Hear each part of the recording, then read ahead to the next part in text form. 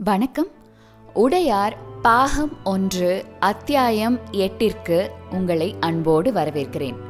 வாங்க கதைக்குள்ள போகலாம். பழமர் நெறியின் சிவன் கோயில் கதவுகள் தடார் தடார் என்று திறந்து கொண்டன. கோவிலை சார்ந்த சிவபிராமணர் எண்ணெய் சட்டியும் துணி திரியுமாய் உள்ளுக்குள்ளே ஓடினார். மெல்ல எரிந்து கொண்டிருந்த விளக்குகளை தூண்டினார். எண்ணெய் வார்த்தார். தீப்பந்தங்கள் மீது எண்ணெய் ஊற்றினார்.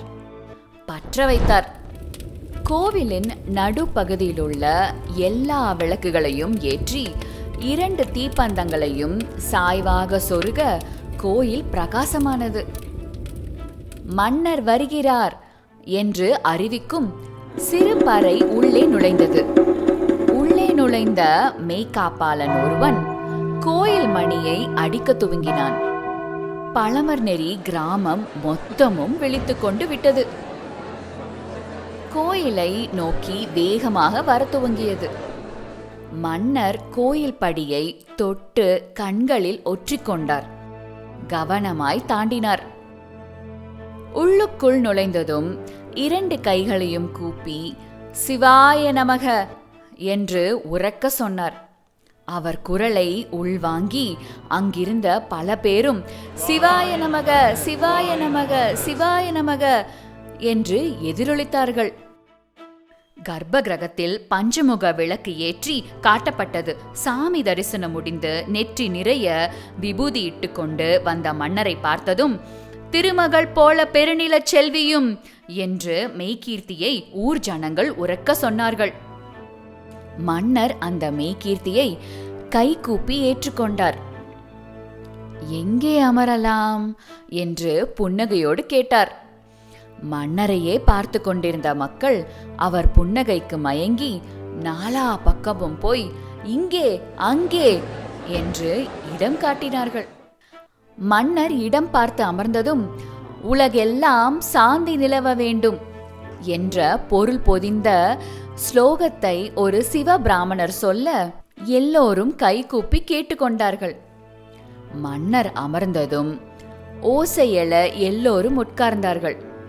இந்த அகால நேரத்தில் உங்களை எல்லாம் தூக்கத்திலிருந்து எழுப்பி இங்கே வரவழைத்ததற்காக முதலில் மன்னிப்பு கோருகிறேன் என்று மன்னர் சொல்ல பல்வேறு வித ஒளி குறிப்புகளால் மக்கள் அதை மறுத்தார்கள். யாரோ ஒரு வயசாளி நல்லா இருக்கு போங்க என்று மன்னரை சற்று அன்போடு கடிந்து கொண்டார். மன்னர் அந்த அன்பான பேச்சுக்கு சிரித்தார். மக்கள் மறுபடியும் அந்த சிரிப்புக்கு மயங்கி அவரையே பார்த்து கொண்டிருந்தார்கள். திருவையாறு நோக்கிதான் போய்கொண்டிருந்தேன். ஆனால் தேவரடியார்கள் வந்த மாட்டு வண்டிகள் ஆற்றில் இறங்க சரியான இடம் கிடைக்காமல் இடம் மாறி போய்கொண்டே இருப்பதாக எனக்கு தகவல் வந்தது. எனவே உங்கள் ஊர் பக்கம் விரைந்து வந்தேன். சிரமம் பாராமல் மிக சரியான நேரத்தில் ஒன்று கூடி ஏற்றம் அமைத்து நம் விருந்தினராக வந்திருக்கின்ற தளிச்செறி பெண்டுகளை காப்பாற்றி விட்டீர்கள். இதற்காக என் மனமார்ந்த நன்றி. மன்னர் கை கூப்ப மறுபடியும் அட என்ன இதுக்கெல்லாம் போய் என்பதாய் ஜனங்கள் ஓசைகள் எழுப்பினார்கள். என்னை முந்திக் கொண்டு தகவல்களை தெரிந்து கொண்டு பிரம்மராயர் உங்கள் ஊருக்கு வந்து உரிய நேரத்தில் உரிய நடவடிக்கை எடுத்து அவர்களை காப்பாற்றிவிட்டார். எனவே என் வருகை வெறுமே வேடிக்கை பார்ப்பதற்கு என்பது போல் ஆகிவிட்டது. பிரம்மராயர் போன்றவர்கள் இருக்கும் வரையில் எனக்கு கவலைகள் ஏதுமில்லை. அவருக்கு மனமாற உதவி செய்ய உங்களை போன்ற அன்பான சோழ மக்கள் இருக்கும்போது எனக்கு எந்த பிரச்சனையும் இல்லை. மகேஸ்வரன் கிருபையால் என் எல்லா வேலைகளும் எளிதாகி கொண்டிருக்கின்றன. மன்னர் சற்று இடைவெளி விட்டு தீப்பந்த வெளிச்சத்தினூடே உட்கார்ந்திருக்கும் மக்களின் முகங்களை உற்று பார்த்தார். எல்லோரும் வெகு ஆவலாக மன்னர் என்ன சொல்ல போகிறார், எதற்கு இங்கே வந்திருக்கிறார் என்பது போன்ற கேள்விகளோடு உட்கார்ந்திருந்தார்கள். இறை அருளால் தஞ்சாவூரில் சற்று பெரிய கற்றளி ஒன்று கட்டுவதற்கு முயற்சி செய்து கொண்டிருக்கிறேன். என்னுடைய நெடுநாள் கனவு இது.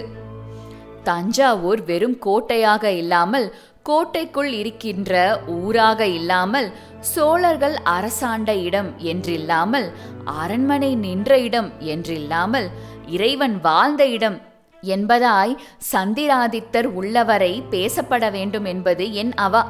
நாம் வாழும் காலத்தில் நாம் எவ்வளவு சீரும் சிறப்புமாக வாழ்ந்தோம் என்று நம்முடைய சந்ததிகளுக்கு தெரிய வேண்டும் என்று ஒரு ஆசை. நம்மை இறைவன் எவ்வளவு அழகாக பாதுகாத்தார், எத்தனை கருணையோடு நம் மீது அக்கறை காட்டினார் என்பதை நம் சந்ததிகள் தெளிவாக தெரிந்து கொள்ள வேண்டும் என்பது என் விருப்பம். நம்முடைய கலை, வீரம், பண்பாடு அனைத்தையும் இறைவன் காலடியில் வைத்து இறைவனுக்காகவே நாம் வாழ்ந்ததை பிற்பாடு பல நூறு வருடங்களானாலும் வாழ்கிற மக்கள் நம்முடைய நாகரிகத்தை புரிந்து கொள்ள வேண்டும் என்று ஒரு எண்ணம். காலத்தால் அழியாதது எதுவுமே இல்லை என்று அடிக்கடி பல பெரியவர்கள் சொல்வதை கேட்டிருக்கிறேன். இங்கு எல்லாமும் தற்காலிகம்தான் என்று சித்தர்கள் சிரிப்பதை பார்த்திருக்கிறேன். எத்தனை புத்திசாலிகள் இருக்கிறோம், எத்தனை திறமையானவர்கள் இருக்கிறோம். நம்முடைய வாழ்க்கை தற்காலிகமாக இருக்கலாம், நமது உடல் தற்காலிகமாக இருக்கலாம். ஆனால் நம் புத்தியிலிருந்து கிளம்பிய சக்தி தற்காலிகமா? அது ஒரு தடம் விட்டு போகக்கூடாதா என்று நான் யோசிப்பதுண்டு. வெறும் மண்ணோடு மண்ணாக போவதற்கா நாம் பிறந்திருக்கிறோம்? அப்படியானால் பிறக்க வேண்டிய அவசியமே இல்லையே என்ற ஒரு நினைப்பு, ஒரு துக்கம் அடிக்கடி எழுவதுண்டு. ஏதேனும் செய்ய வேண்டும் என்று இலக்கில்லாத ஒரு ஆசை என்னை எப்போதும் சுற்றி தொந்தரவு செய்து கொண்டே இருக்கும். நேற்று கிழக்கு வாசல் நிகம்பசூதனின் கோயிலுக்கு போய் வெகு நேரம் நின்று காளியை பார்த்து கொண்டு இருந்தேன். எனக்கு நிகம்பசூதனின் நினைவே வரவில்லை. இடையராது விஜயாலய சோழரின் நினைப்புதான் வந்தது. விஜயாலய சோழரை நாம் எப்படி நினைவில் கொள்கிறோம், எதனால் நினைவு கொள்கிறோம்? தஞ்சாவூரை பாண்டியர்களிடமிருந்து கைப்பற்றி பல்லவர்களுக்காக போரிட்டு பல்லவர்கள் அன்போடு கொடுத்த தஞ்சையில் அரண்மனை கட்டி அகழி ஏற்படுத்தி கோட்டையை வளைத்து கட்டி 8 எல்லைகளிலும் 8 காளிகளை நிறுவி ஒரு மகத்தான பணியை தன் வாழ்நாள் முழுவதும் செலவழித்து செய்திருப்பதால் தான் இன்று வரை விஜயாலயரை நாம் நினைத்து கொள்கிறோம். பராந்தகரையும் அரிஞ்சயரையும் என் தகப்பனார் சுந்தர சோழரையும் அவ்விதமே கோவில்கள் மூலமாகவே நினைத்து கொள்கிறோம். கோவில்கள் என்பது வெறும் கட்டிடங்கள் அல்ல, நம் சந்தோஷத்தின் வெளிப்பாடு, நமது அன்பின் சின்னம், இறைவன் மீது நாம் கொண்ட பக்தியின் காணிக்கை. சிறிய நகரமாக இருந்த தஞ்சாவூர் வளர்ந்து பெரிய நகரமாகிவிட்டது. தஞ்சாவூர் மட்டுமே சோழ தேசமாக இருந்தது. மாறி விரிவடைந்து விஜயாலயருக்கு பின்வந்த ஆதித்த சோழரால், பராந்தகரால், அரிஞ்சயரால், கண்டராதித்தரால், என் தகப்பனார் சுந்தர சோழரால் பிரம்மாண்டமாக விஸ்தரிக்கப்பட்டு கோதாவரி கரையிலிருந்து குமரி முனை வரை பறந்து விரிந்து பலமாய் திகழ்கிறது. இதற்கு காரணம் நமது படை வீரர்களின் மாண்பு. இதை மன்னர் சொல்லி முடித்ததும் மன்னரை சுற்றி வந்த படை வீரர்கள் வேகமாக எழுந்தார்கள். இடுப்பிலிருந்து வாளை உருவினார்கள். கேடயத்தில் அந்த வாளால் பளீர் பளீர் என்று அடித்தார்கள். ஒரே விதமான தாளக்கட்டில் அப்படி ஒலி எழுப்பி சோளம் சோளம் சோளம் என்று கத்தினார்கள். எப்போதெல்லாம் படை வீரர்கள் பாராட்டப்படுகிறார்களோ அப்போதெல்லாம் படை வீரர்கள் உணர்ச்சிவசப்பட்டு எழுந்து பதிலுக்கு நன்றி சொல்லும் விதமாய், உங்களுக்காக எப்பொழுதும் உயிரை சிந்த தயார் என்கின்ற விதமாய், எந்த நேரமும் எதிரியோடு போரிடுவதற்கு தயார் என்கின்ற முறையில் வாள் உருவி கேடயத்தில் அடித்து ஒலி எழுப்பி சோளம் சோளம் என்று கூவுவார்கள். சோழ மன்னனின் மீது அவர்கள் வைத்திருக்கும் அன்பை இவ்விதம் வெளிப்படுத்துவார்கள். இப்படி அவர்கள் ஒலி எழுப்புவது மற்ற வகையினரையும் புலக்காங்கிதம் படுத்தும், வீரமூட்டும். துள்ளி எழுந்து பாராட்டுக்கு நன்றி சொல்கின்ற இந்த பாங்கினை மக்கள் வட்டம் ரசித்து பார்க்கும். நன்றியும் வியப்புமாய் மக்கள் பார்க்கும் பார்வையை சோழ வீரர்கள் பார்த்து இருமாந்து போவார்கள். உங்கள் மீது தூசு படாமல் காப்பாற்றுவதை விட வேறு என்ன வேலை என்பது போல் நடந்து கொள்வார்கள். மன்னர் போதும் என்று கை உயர்த்த சட்டென்று வீரர்கள் வாட்களை உரையிலிட்டு உட்கார்ந்தார்கள். சற்று நேரம் அங்கு அமைதி படர்ந்தது. எனவே என் முன்னோர்கள் சோழ தேசத்தை விரிவு செய்து அவர்கள் நினைவாக, அவர்களின் ஆட்சியின் நினைவாக, அவர்களின் வளமான வாழ்க்கையின் நினைவாக, அவர்களின் போரின் நினைவாக, வீரத்தின் நினைவாக எழுப்பப்பட்ட கோவில்களைப் போல் நானும் ஒரு கோயில் எழுப்ப விருப்பம் கொண்டிருக்கிறேன். காவேரி கரையோரம் பல கோவில்களை கற்றளியாய் மாற்ற கட்டளையிட்டிருக்கிறேன்.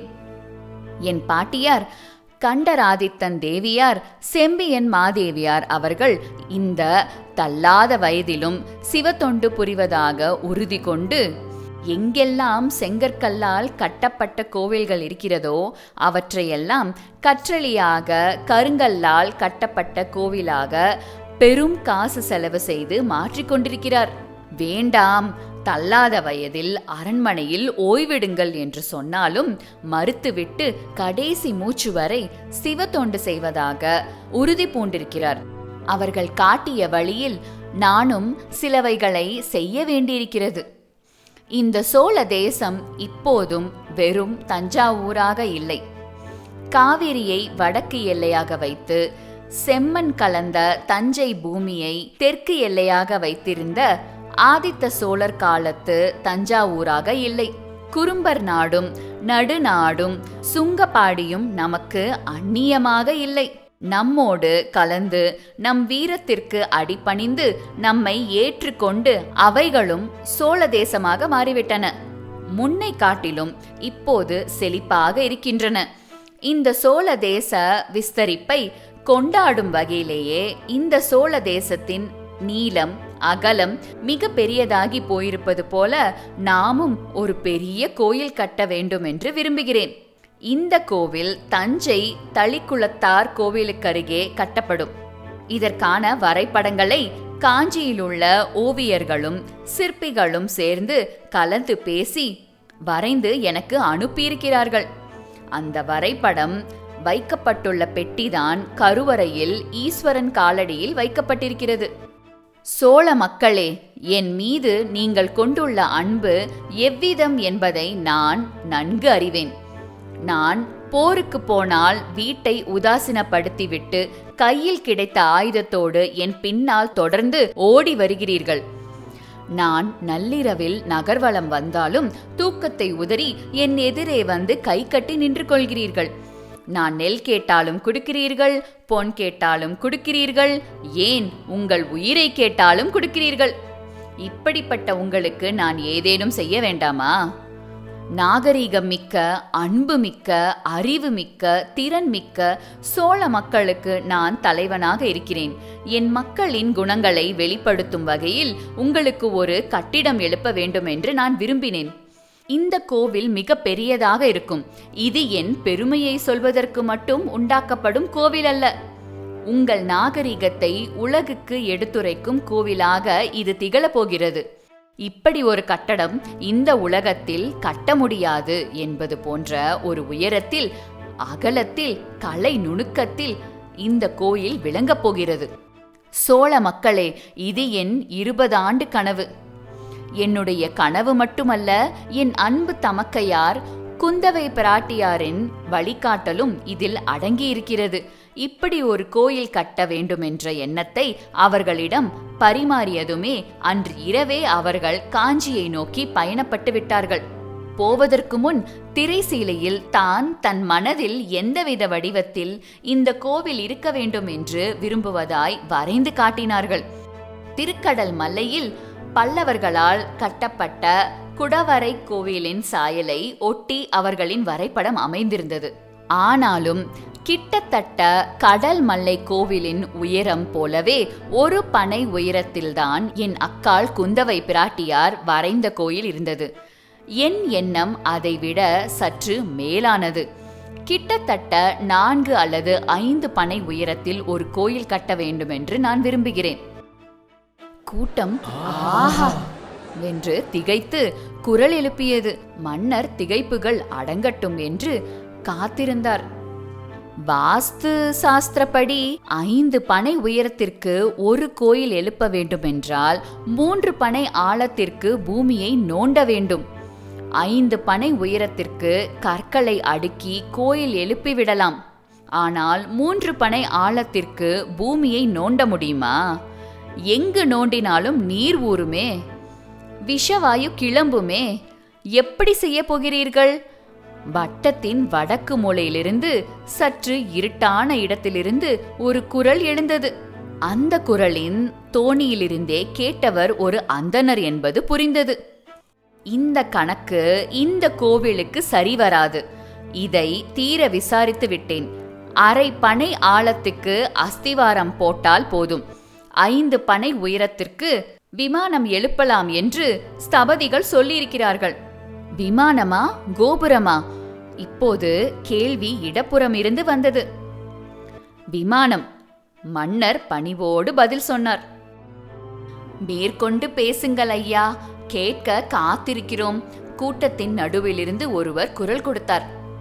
மன்னர் மீண்டும் கை உயர்த்த கேள்விகள் நிறுத்தப்பட்டன. மக்கள் அமைதியாக காத்திருந்தார்கள்.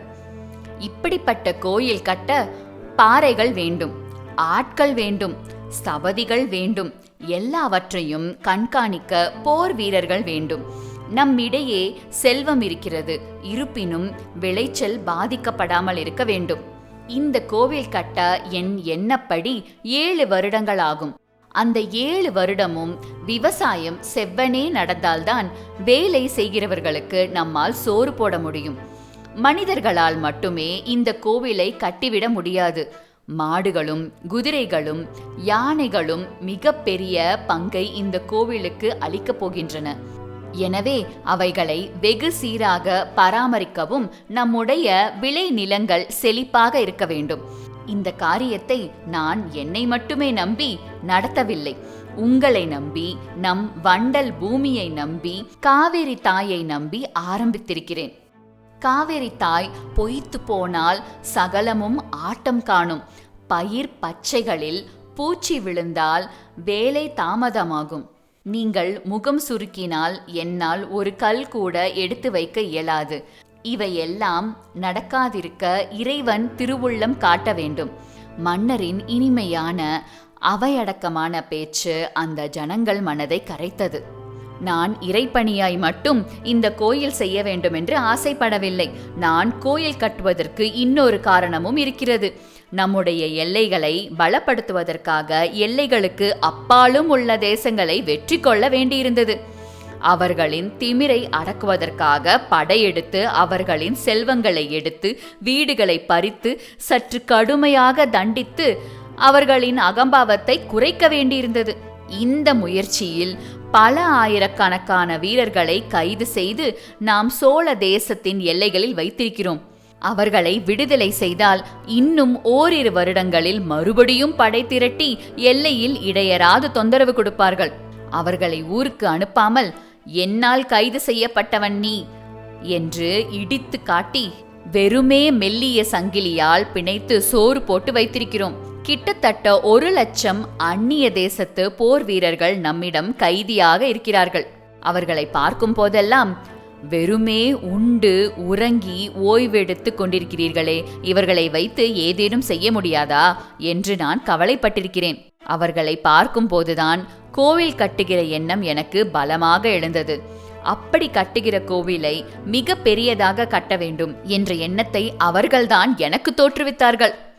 எனவே அந்த அந்நிய தேசத்தை சார்ந்த நம்மால் சிறைப்பிடிக்கப்பட்ட வீரர்களுக்கு வேலை தருவதற்காகவும் இந்த மகத்தான பணியை நான் துவங்கியிருக்கிறேன். மன்னர் சற்று நேரம் அமைதியாக இருக்க கூட்டம் மொத்தமும் மன்னரையே பார்த்து கொண்டிருந்தது. பிரம்மராயரும் குமுதினியும் ராஜராஜியும் கோயில் வாசல் வழியே நுழைந்து வெளிச்சம் அதிகம் படாத இடத்தில் வரிசையாக நின்று கொண்டிருந்தார்கள். மன்னர் அவர்களை கவனித்துவிட்டு பார்வையை வேறு பக்கம் திருப்பிக் கொண்டார். இன்னும் சில தினங்களில் கோவிலின் எல்லைகளை பெண் யானை ஓட்டி நிர்ணயிக்கப் போகிறோம். அந்த விழாவுக்கு பழமர் நெறி மக்கள் யாவரும் வந்திருந்து சிறப்பிக்க வேண்டும். கோவிலை பற்றிய விவரங்களை எல்லாம் இப்போதைக்கு என்னால் சொல்ல முடியாது. வரைபடங்கள் வந்திருக்கின்றன. அவற்றை பார்த்து சிற்பிகளோடு பேசிவிட்டு பிறகுதான் இதை பற்றிய எல்லா விவரமும் சொல்ல முடியும். ஆனாலும் மகத்தான பணி ஒன்றை இறைவன் கட்டளையாய் நான் ஆரம்பித்திருக்கிறேன். நீங்கள் பெரிய மனது வைத்து எனக்கு துணை நிற்க வேண்டும். மன்னர் கை கூப்பினார். எல்லா மக்களும் துள்ளி எழுந்தார்கள். திருமகள் போல பெருநிலச் செல்வியும் தனக்கே உரிமை பூண்டமை மணக்கொள என்று மறுபடியும் மெய்கீர்த்தி சொன்னார்கள். சோழ மன்னர் ராஜராஜர் வாழ்க, சோழ மன்னர் ராஜராஜர் வாழ்க என்று உரக்க கூவினார்கள். கல்லணைக்கு போயிருந்த குதிரை வீரன் வேர்வை ஒழுக குதிரை விட்டிறங்கி கோவிலுக்குள் நுழைந்தான். எல்லோரும் அவனை திரும்பி பார்த்தார்கள். அணை மூடப்பட்டு விட்டது, தண்ணீர் வரத்து குறைந்து விட்டது, இன்னும் சிறிது நேரத்தில் தண்ணீர் முற்றிலும் வற்றிவிடும், முழங்கால் சேருதான் இருக்கும் என்று தகவல் தெரிவித்தான். எல்லோரும் ஆறு பார்க்க ஆவல் கொண்டார்கள். ஆற்றுக்கு அடுத்த பக்கம் இருக்கின்ற மாட்டு வண்டிகளை கொண்டு வர வேண்டுமே என்று பேசிக்கொண்டார்கள். மன்னர் திரும்பி பிரம்மராயரை பார்த்தார். அவர்களும் வரட்டும் என்று ஒரு வார்த்தை சொன்னார். பிரம்மராயர் கை கூப்பி தலை குனிந்து வணங்கிவிட்டு காவேரி பக்கம் போனார். பிரம்மராயர் போனதும் மன்னர் ராஜராஜை உற்று பார்த்தார். வா என்று தலை அசைத்து கூப்பிட்டார். கோவில் விட்டு வெளியேறி குதிரையில் ஏறிக்கொண்டார். திருக்காட்டுப்பள்ளியை நோக்கி குதிரையை நடத்தினார். மன்னர் போனதும் ராஜராஜிக்கு சற்று நேரம் கழித்து ஒரு குதிரை தரப்பட்டது. ராஜராஜி அந்த குதிரையில் தாவி ஏறிக்கொண்டு பழமர் நெறியின் வேறு வழியாக மன்னரை பின்தொடர்ந்தாள். குமுதினி கூட்டத்தில் தன் கணவனை தேடினாள். ஒரு பையன் குமுதினிக்கு அருகே வந்து தான் தொடர்ந்து போயிருப்பதாய் சொல்லுமாறு குமுதினியின் கணவன் தெரிவித்திருப்பதாய் சொன்னான். தன் கணவர் யாரை தொடர்ந்து எங்கே போயிருப்பார் என்று குமுதினிக்கு தெளிவாக தெரிந்துவிட்டது.